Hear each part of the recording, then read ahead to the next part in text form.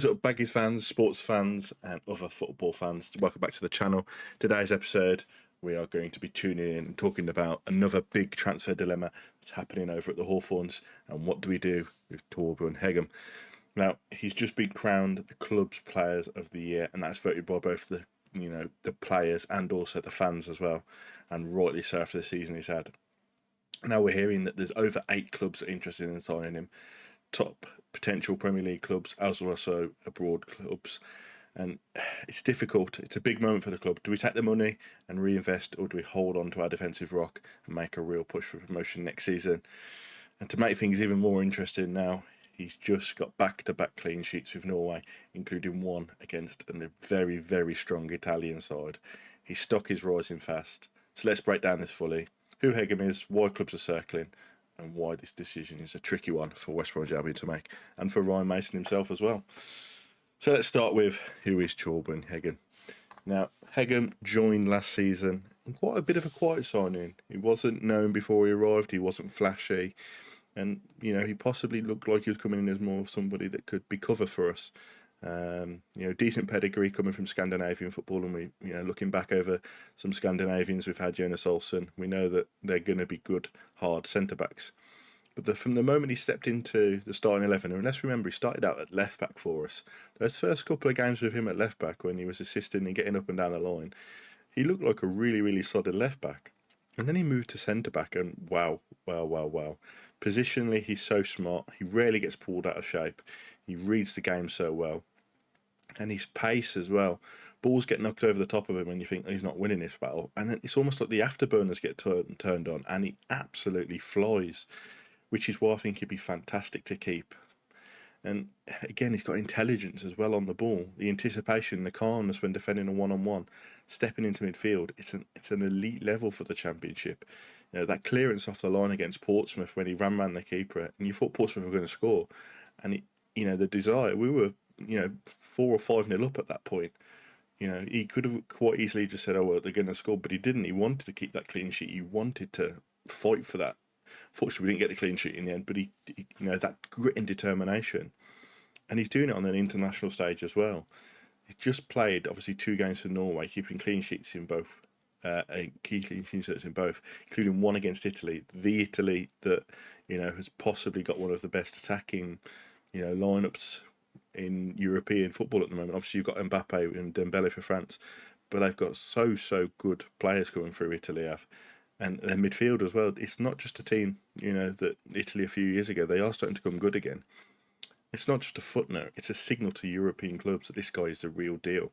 So it's no surprise that this club's sniffing around, and especially, potentially, Bologna, who Shilin Patel has some form of ownership in. So the big case for selling. So let's talk about the reasons why we might want to sell him, and might make sense on paper. First, timing. Hegum's stock is high. Player of the Year, international caps, and now clean sheets against elite opposition. His value has probably just doubled in the past 12 months. And I think someone will be willing to pay at least 10 million for him. That's a big payday for us, for a Championship club. Especially one that may be still feeling the financial pinch like we are.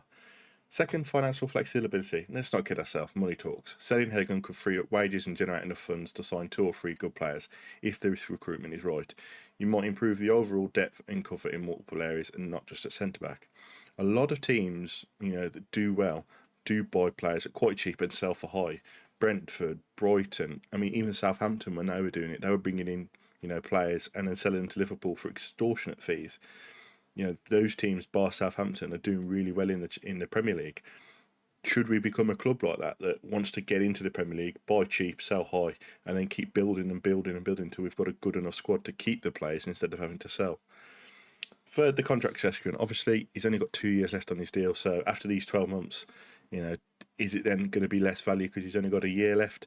You don't want to end up in a situation where we keep him again for another year and then he leaves on a free or for a reduced fee. This is the moment where it's in our hands, and obviously external pressure. When you've got multiple clubs sniffing around him and interested, you're going to get agents or intermediaries pushing for the move. If Hegum wants to do, whether he does or not, European football or Premier League wages, it can get a bit messy. Sometimes clubs choose to sell early rather than get dragged into a drawn-out saga. And that's the thing. If we do need to sell him, we do to sell him soon so we can get somebody in and replace him. let's be real, no defender is unsellable in the Championship. If someone comes in with a huge offer and we're not 100% sure we can keep him long term, cashing in becomes a real option. I think that's the thing. We've got to look at the position we've come in from, 2-3 years ago, where we might not have had a football club to support.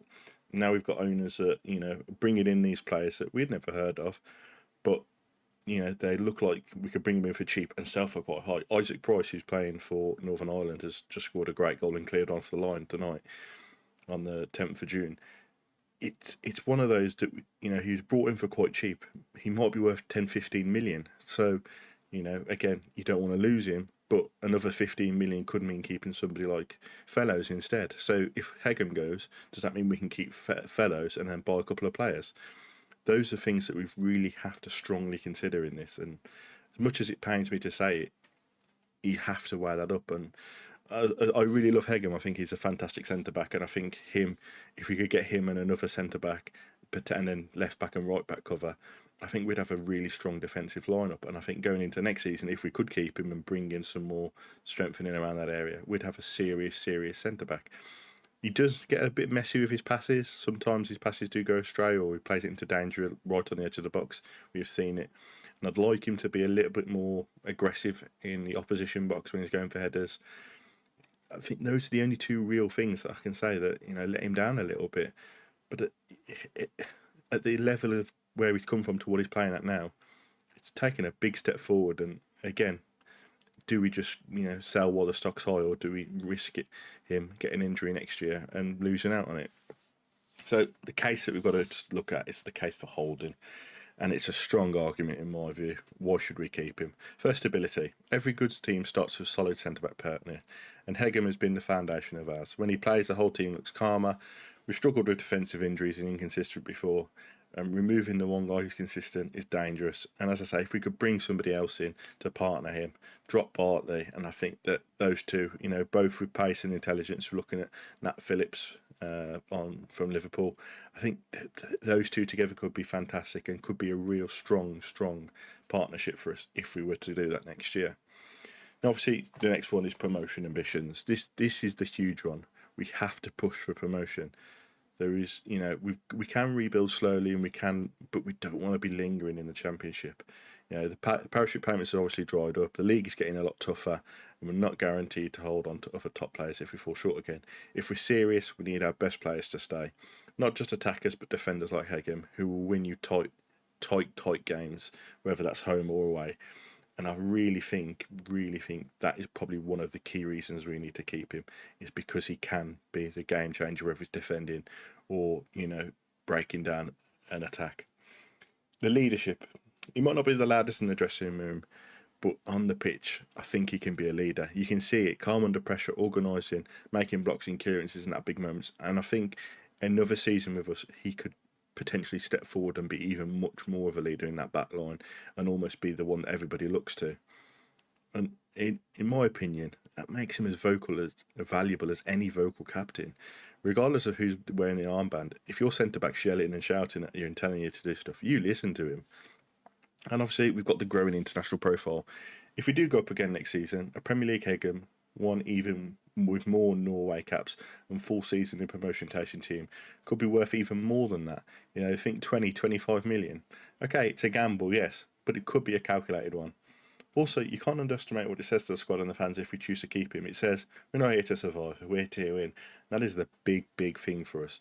We need to be showing, from Patel, that we're here to fight and get promoted. We're not here just to basically roll over and sell all our best players when we need to. We need to fight. So, realistic scenarios, where do we go from here? I think if someone does come in with a 10 million plus offer and we have a clear, ready-made replacement lined up, then I think we will consider it. And it's a shame, but only if the deal is structured right and we can reinvest properly in the right players. Not a month later when the season started and we're struggling. If the offer's underwhelming, then I don't think we can. I think we hold and we wait for the best offers. Best case is we extend his contract, add a promotion release clause if needed, secure him on a long term to give enough the club control, show the rest of the Championship that we mean business, and again, adding more years to his contract adds value to him, which would be fantastic. So what's my final verdict? My final verdict is we keep him. Absolutely, we've got to keep him. Hegum is a kind of player you can build a promotion campaign around. Solid, reliable, calm under pressure, and now an international clean sheet machine too.